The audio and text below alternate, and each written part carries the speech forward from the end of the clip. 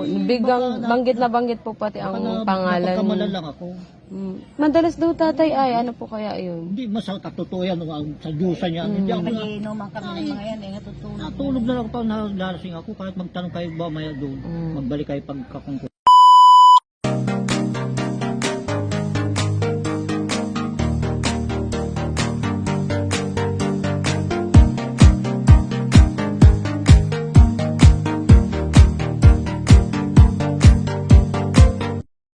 Aben Santillan po.